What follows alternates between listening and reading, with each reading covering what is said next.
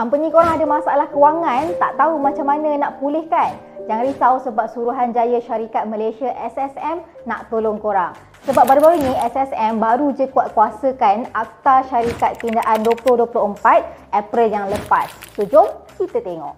So kalau korang tengok dekat sini, akta ni ada 31 pasal yang terdiri daripada 4 kluster polisi. Yang pertama yang korang boleh nampak yang SSM nak luaskan lagi peruntukan berkaitan dengan perkiraan sukarela korporat CVA dan juga pengurusan kehakiman JM. Tapi sebelum tu korang kena tahu dulu apa tu CVA dan JM. So untuk CVA ni korang sebenarnya boleh buat rodingan dengan pemiutang korang tanpa ada campur tangan daripada mahkamah pun. Tapi syarat dia korang kena filekan notis kepada mahkamah dan nanti korang akan diberikan tempoh penangguhan iaitu selama 28 hari dan juga boleh dilanjutkan sebanyak 60 hari. Dan jangan risau, dalam masa ni takkan ada apa-apa tindakan undang-undang yang diambil dan takkan ada perintah penggulungan. Dan sekarang ni SSM nak luaskan lagi penggunaan CVA ni kepada semua syarikat, tak kisahlah ada kepentingan cagaran ke atas aset ataupun tak. Dan untuk JM pula, SSM nak tekankan, nak peluaskan lagi kepada semua syarikat awam termasuklah yang disenarai di Bursa Malaysia. Dan sebenarnya untuk JM ni, korang boleh minta mahkamah untuk lantik seorang pengurus JM. Nanti JM ni akan keluarkan satu plan rehabilitasi. So nanti sama juga korang akan dapat tempoh penangguhan. So sama juga takkan ada apa-apa tindakan undang-undang yang akan diambil, takkan ada perintah penggulungan yang akan dikeluarkan.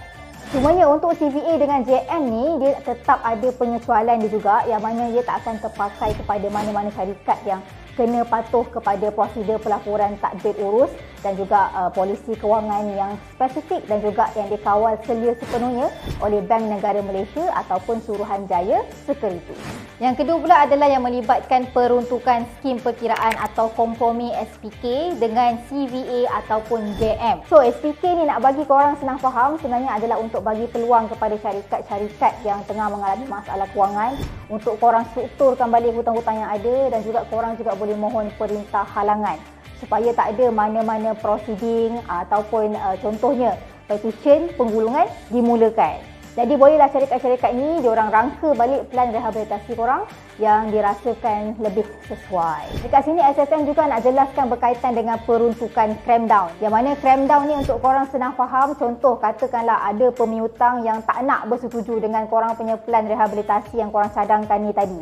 So korang boleh mohon kepada mahkamah supaya mahkamah keluarkan perintah supaya pemiutang ni bersetuju dengan plan tadi tu. So nanti dalam masa yang sama mahkamah akan make sure lah tak ada apa-apa hak-hak pemiutang yang akan terjejas. Yang ketiga pula berkaitan dengan pempunyaan beneficial ataupun BO yang mana benda ni kena serahkan kepada SSM yang mana maklumat ni yang nanti akan orang kata membantu memudahkan siasatan untuk kita perangi jenayah seperti rasuah ataupun pengelakan cukai. Last sekali adalah berkaitan dengan penambahbaikan amalan dan juga tadbir urus korporat. Contohnya yang melibatkan website SSM sendiri yang sekarang ni dah mudah untuk digunakan dan juga boleh terbitkan info-info dan juga warta. Jadi dah tak ada lagi dah edaran surat khabar secara fizikal. So lebih menjimatkan. So bagi korang yang nak tahu dengan lebih lanjut lagi berkaitan dengan Akta Syarikat Tindakan 2024, boleh terus direct ke laman web dan juga media sosial Suruhanjaya Syarikat Malaysia SSM.